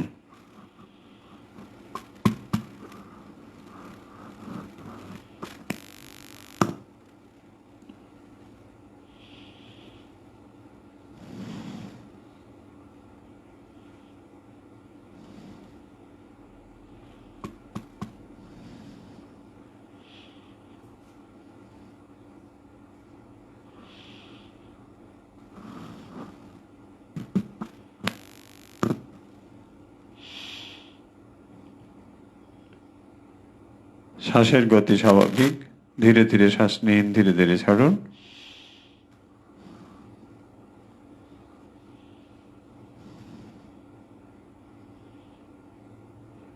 মেরুদণ্ড সোজা।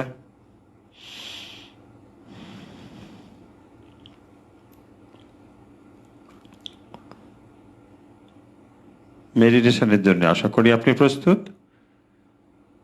ঘরের পরিবেশ অনুকূল করে নিন। অতিরিক্ত শব্দ, অতিরিক্ত আলো যেন না থাকে। পোশাক ঢিলেঢালা।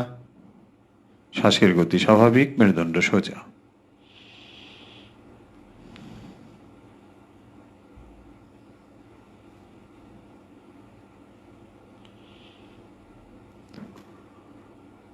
মেডিটেশন চলাকালীন চোখের পাতা খুলবেন না। জ্ঞান মুদ্রায় হাত এভাবে রেখে কোলের ওপর রেখে দিন, অথবা হাঁটুর উপর এইভাবে রেখে দিন, সামনের দিকে করে। মেরুদণ্ড সোজা রেখে বসুন।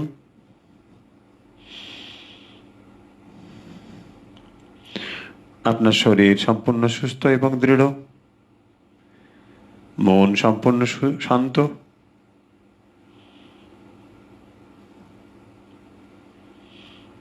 আপনি মেডিটেশনের জন্য প্রস্তুত।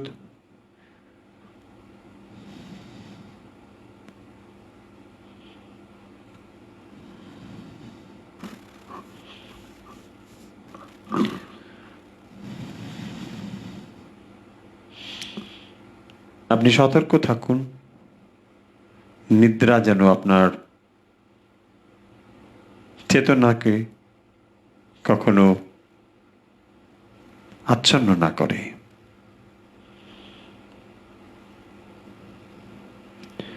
মেডিটেশন চলাকালীন আপনার চেতনা যেন সজাগ থাকে। আপনি এই বিষয়ে সতর্ক থাকুন, ঘুমিয়ে পড়বেন না।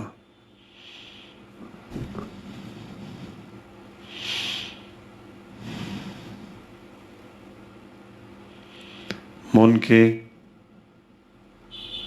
ধীরে ধীরে পায়ের পাতা থেকে মাথা পর্যন্ত শিথিল করে দিন। ধীরে ধীরে প্রত্যেকটি অঙ্গ চিন্তা করুন এবং শিথিল করে দিন। শ্বাসের গতি স্বাভাবিক রাখুন। ধীরে ধীরে শ্বাস নিন, ধীরে ধীরে ছাড়ুন।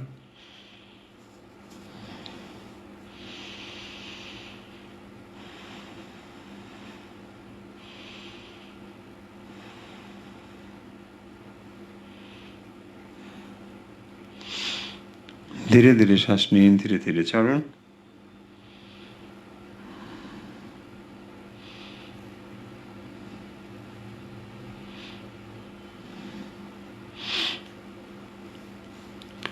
মনকে সম্পূর্ণ শিথিল করে দিন।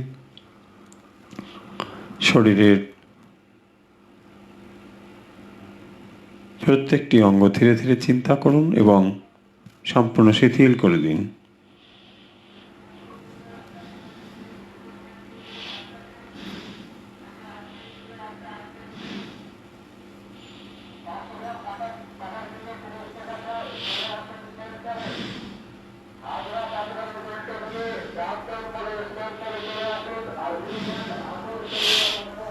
চিন্তা করুন প্রত্যেকটি অঙ্গ ধীরে ধীরে শিথিল, আপনার সম্পূর্ণ শরীর শিথিল। শ্বাসের গতি স্বাভাবিক।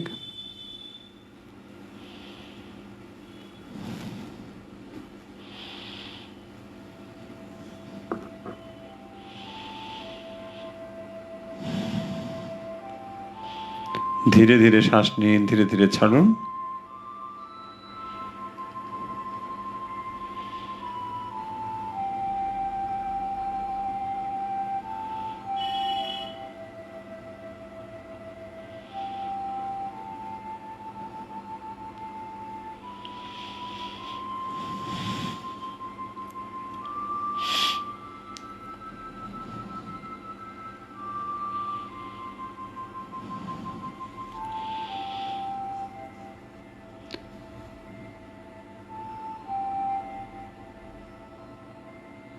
আপনার চেতনাকে জাগ্রত রাখুন।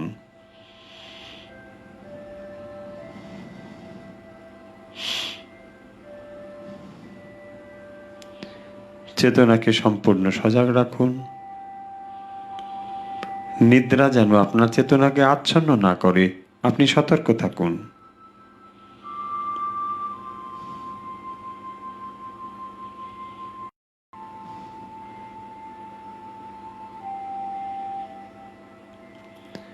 অনুভব করুন মনের চোখ দিয়ে আপনার চারিদিকের দেওয়াল,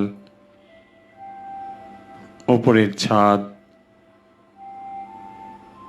পারিপার্শ্বিক অবস্থা। চোখের পাতা বন্ধই আছে, আপনি অনুভব করুন।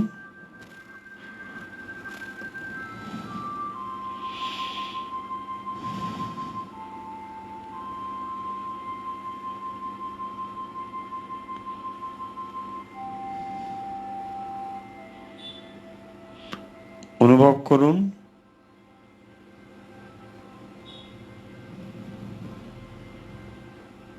শরীরের ভেতরে শক্তি প্রবাহকে অনুভব করুন।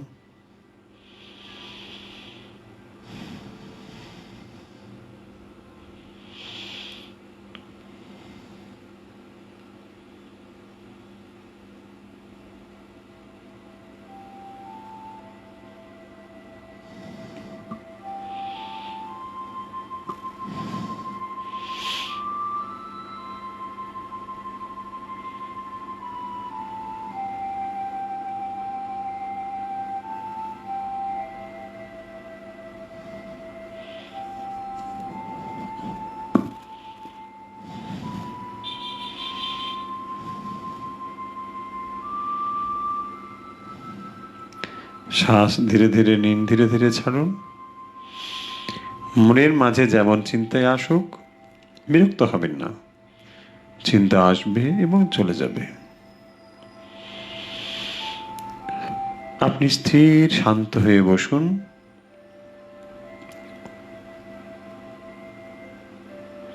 মেরুদণ্ড সোজা,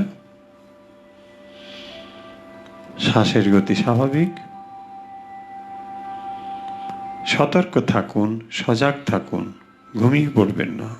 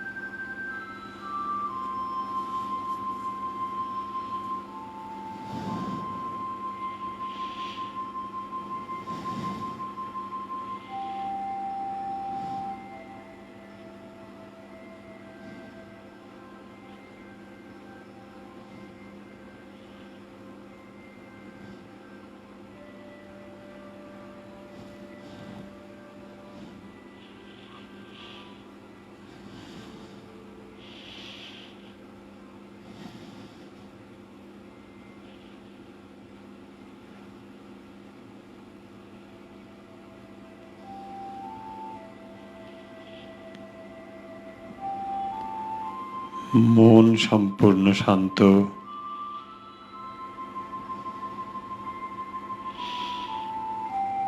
ধীরে ধীরে শ্বাস নিন, ধীরে ধীরে শ্বাস ছাড়ুন।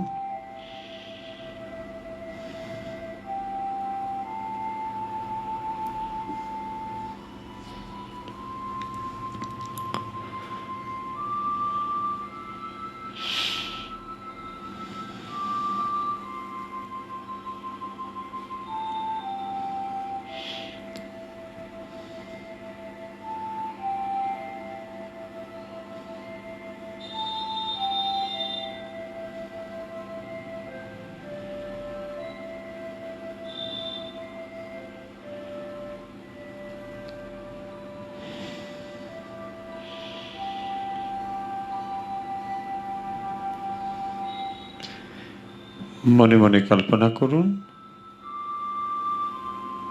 আপনি যেখানে বসে আছেন, আপনার ঠিক সামনে সিংহাসনে ইষ্টমূর্তি চিন্তা করুন।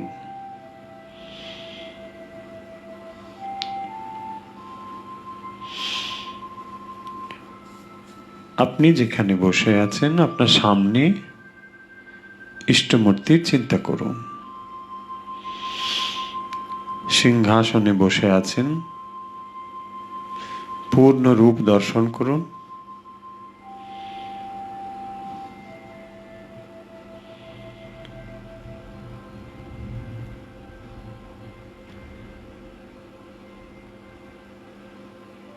মনে মনে শ্রদ্ধা জ্ঞাপন করুন ইষ্টের প্রতি। অন্তরে শ্রদ্ধা জ্ঞাপন করুন।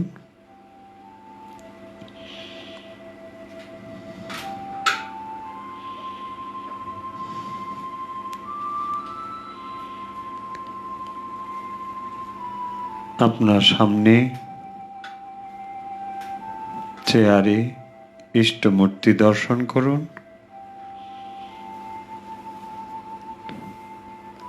পাদ্য দিয়ে পদযুগল ধুইয়ে দিন। মনে মনে শ্রীচরণ যুগল পাদ্য দিয়ে ধুয়ে দিন।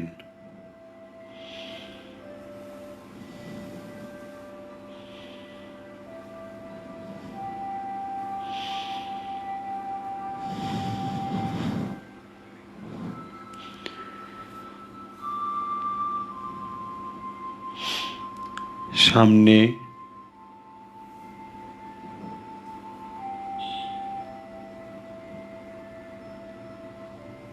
চেয়ারে বা সিংহাসনে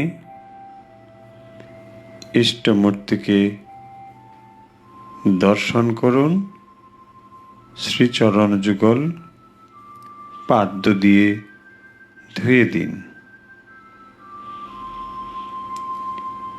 এবারে পুষ্পাঞ্জলি নিবেদন করুন।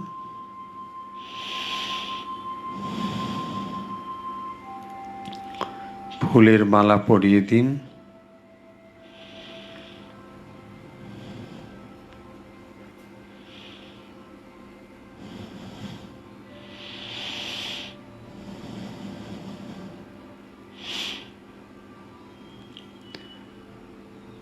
ধূপ জেলে সুন্দর করে ঘুরিয়ে ঘুরিয়ে ধূপ নিবেদন করুন।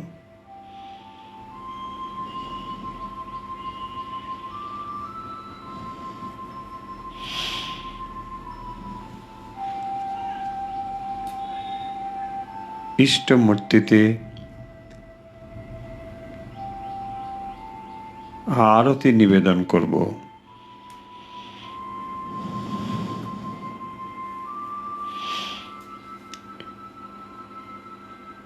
পঞ্চপ্রদীপে আরতি নিবেদন করি। ধীরে ধীরে ঘুরিয়ে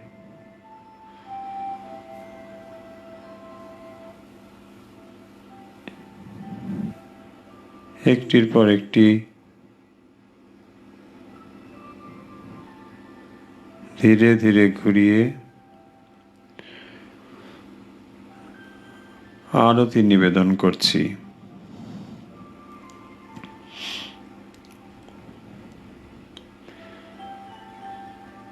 সামনে ইষ্টমূর্তির জীবন্ত অবস্থান চিন্তা করে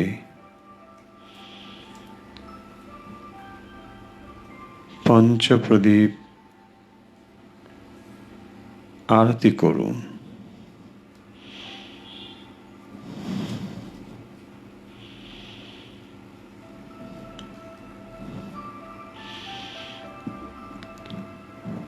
এরপর জলশঙ্খ নিন। জলশঙ্খ ঘুরিয়ে ঘুরিয়ে আরতি করুন। শ্রীচরণ, নাভি, হৃদয়, মুখমণ্ডল, সর্বাগ্র ঘুরিয়ে ঘুরিয়ে আরতি করুন।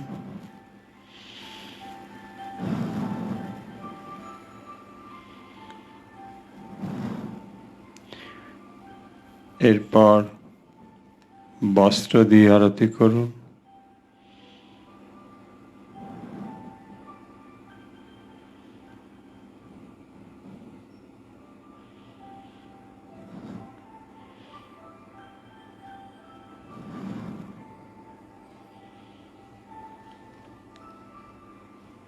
ফুল দিয়ে আরতি করুন।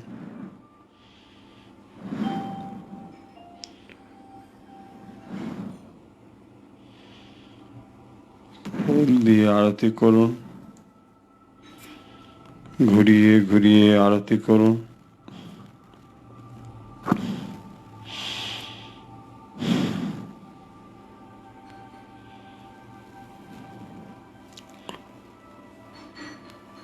ফুল দিয়ে আরতি করুন।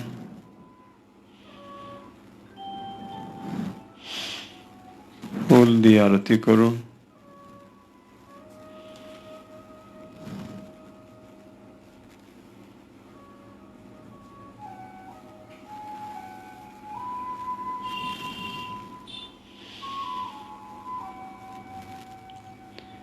এবার চামচ দিয়ে ব্যজন করুন।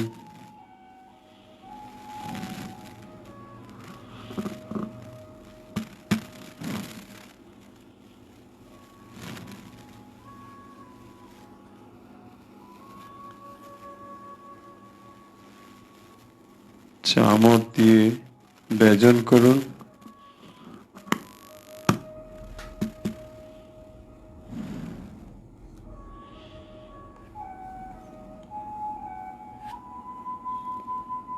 নিজেকে সম্পূর্ণভাবে সমর্পণ করে দিন। প্রণাম নিবেদন করুন।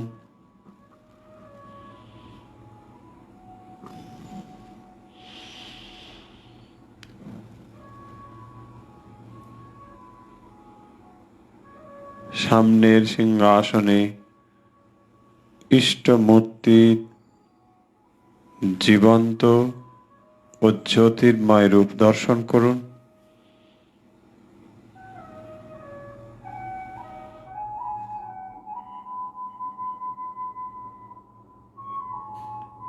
ইষ্টমূর্তির জ্বলন্ত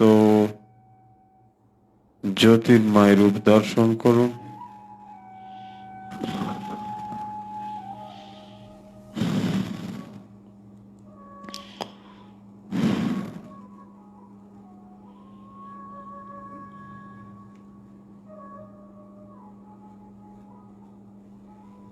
অনুভব করুন ইষ্টমূর্তির শরীরের দিব্য জ্যোতি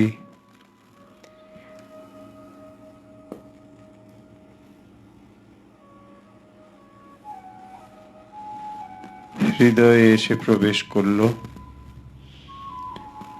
ইষ্টমূর্তির শরীরের জ্যোতির্ময় শরীরের দিব্য জ্যোতি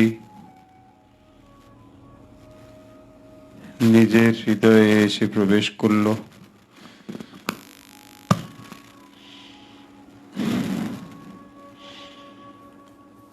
অনুভব করুন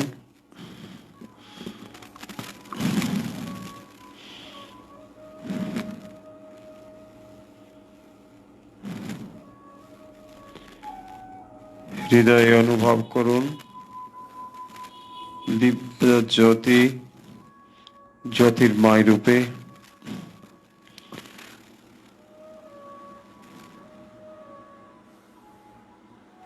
হৃদপদ্মে ইষ্টমূর্তি অনুভব করুন। ইষ্টমূর্তিকে অনুভব করুন হৃদপদ্মে।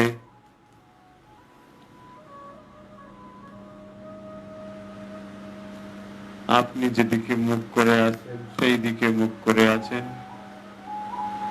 হৃদপদ্মে ইষ্টমূর্তিকে অনুভব করুন।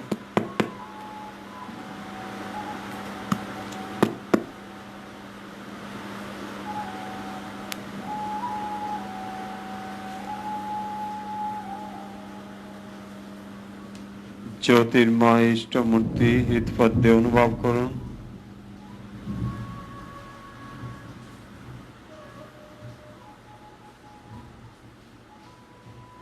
অনুভব করুন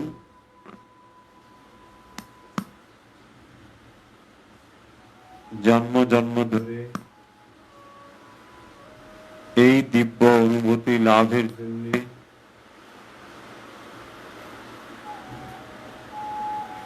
আপনি আলালায়িত হয়ে আছেন।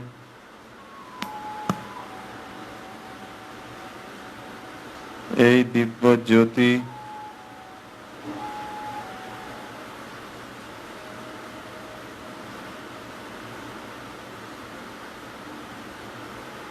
জ্যোতির্ময় রূপে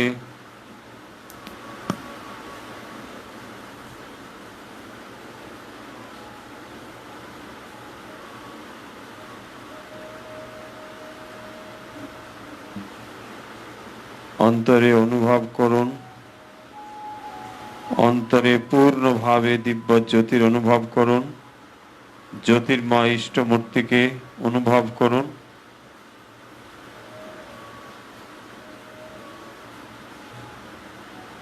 অন্তরের সমস্ত ব্যাকুলতা প্রার্থনা নিবেদন করে দিন।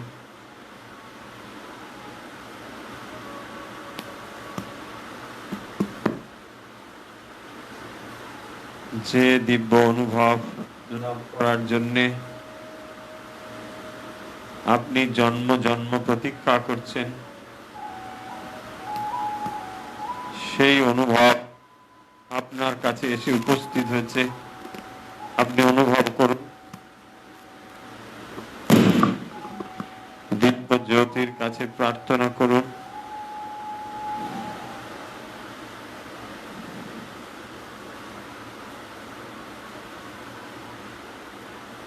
অন্তরে পূর্ণ আনন্দ অনুভব করুন। ইষ্টমূর্তির জীবন্ত অনুভব করুন।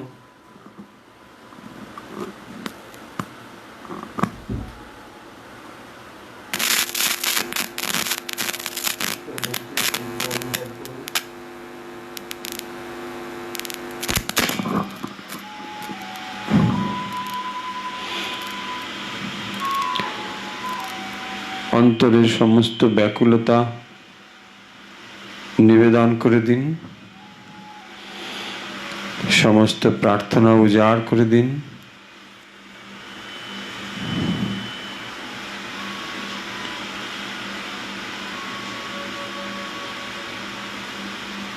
আরো গভীর আনন্দে আপনি নিমগ্ন হন।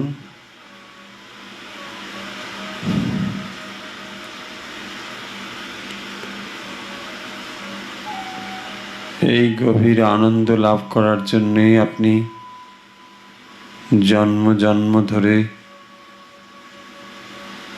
অপেক্ষা করে আছেন।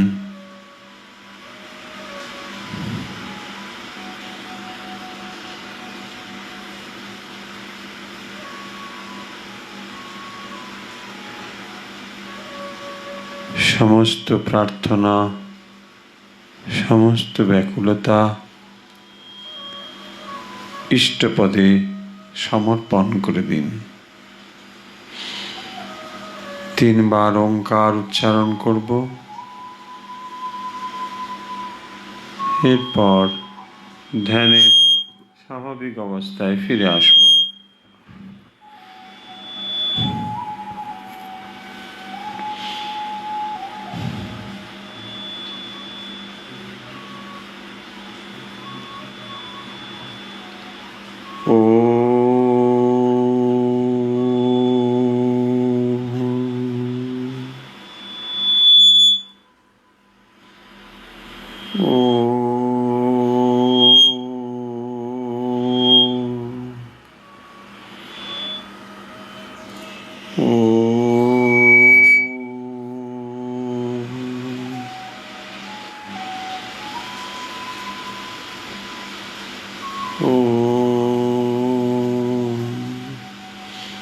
हरि ओम तत्सत। ধীরে ধীরে চোখের পাতা মেলুন, হাত নাড়ুন, পা নাড়ুন। হাত দুটো ঘষে চোখে এবং মুখে স্পর্শ করিয়ে দিন। পারিপার্শ্বিক অবস্থার সঙ্গে নিজেকে মিলিয়ে নিন।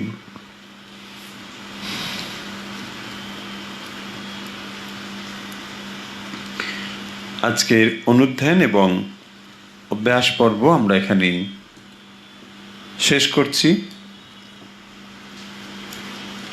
গতকাল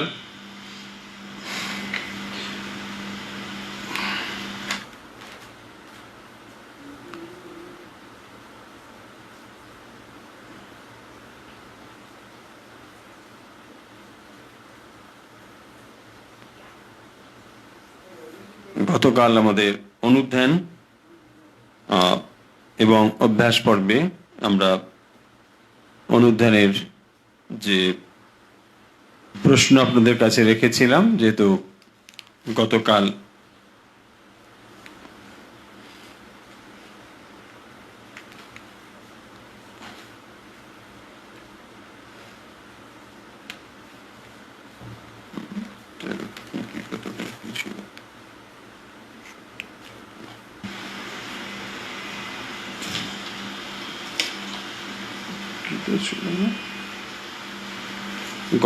আমাদের অনুধ্যান ছিল ভগবত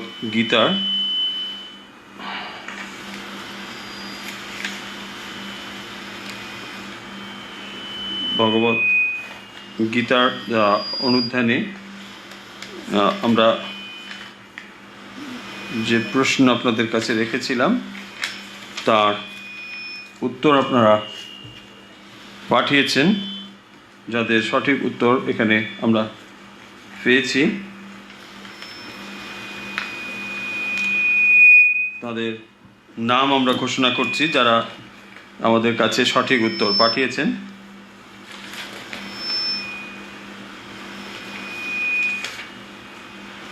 যারা সঠিক উত্তর পাঠিয়েছেন তারা হলেন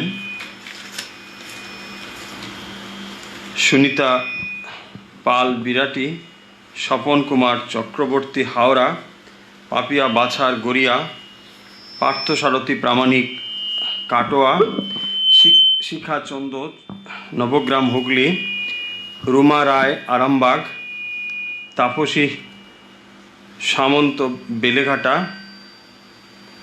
অমরেশ ভট্টাচার্য বেহালা, কৃষ্ণকুমারী গাঙ্গুলি তারকেশ্বর, রুমিতা ভৌমিক বেহালা, বন্দনা কুমার চুচুড়া, Meena Samanta USA, Debashis Chakraborty Toronto, Debashree Sanyal Mukherjee Kolkata, Molly Banerjee Alipore Kolkata, Madhubita Banerjee Noida, Suchismita Das Basu Bhubaneswar, Pampa Dalal Germany, Leena Sen Shibpur এবং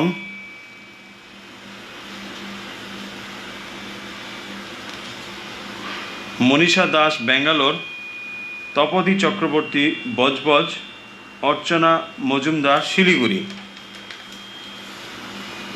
তো আজকের প্রশ্ন দিয়ে আমরা আজকের শেষ করব। আজকের প্রশ্ন, শ্রীরামকৃষ্ণের যে সাধনা, এই সাধনার তার কত বছরে সম্পন্ন হয়েছিল, অর্থাৎ শ্রীরামকৃষ্ণের সাধনকাল কত বছরের, কত বছর ধরে তিনি সাধনা করেছিলেন। যে সাধনার কথা আমরা আজকে আলোচনা করলাম, শ্রীরামকৃষ্ণের সাধন পর্ব কত সময়ের, অর্থাৎ কত বছরের, কত বছর ধরে তিনি সাধন করেছিলেন, এই উত্তর পাঠাবেন আপনারা হোয়াটসঅ্যাপে উত্তরের সঙ্গে আপনাদের সংক্ষিপ্ত ঠিকানা ও নাম লিখতে ভুলবেন না। আর আপনারা এর উত্তর পাঠিয়ে দিন। আমরা যেমন যেমন অনুধ্যান এবং অভ্যাস করছি, পরবর্তীতে সেই অনুধ্যান এবং অভ্যাস একই রকমভাবে আমরা করব। আপনারা আমাদের সঙ্গে রয়েছেন। ঠাকুর মা স্বামীজির পরিবারভুক্ত সকলের প্রতি আন্তরিক শ্রদ্ধা জ্ঞাপন করছি এবং আশা করছি যে আগামী অনুধ্যান এবং অভ্যাস পর্বে আপনাদেরকে আমরা একইভাবে সঙ্গে পাব এবং আপনাদের এই অনুষ্ঠানের আরও কিভাবে আমরা আপনাদের কাজে লাগতে পারে তার জন্য আপনাদের যে পরামর্শ রয়েছে সে পরামর্শ আমাদেরকে দান করবেন।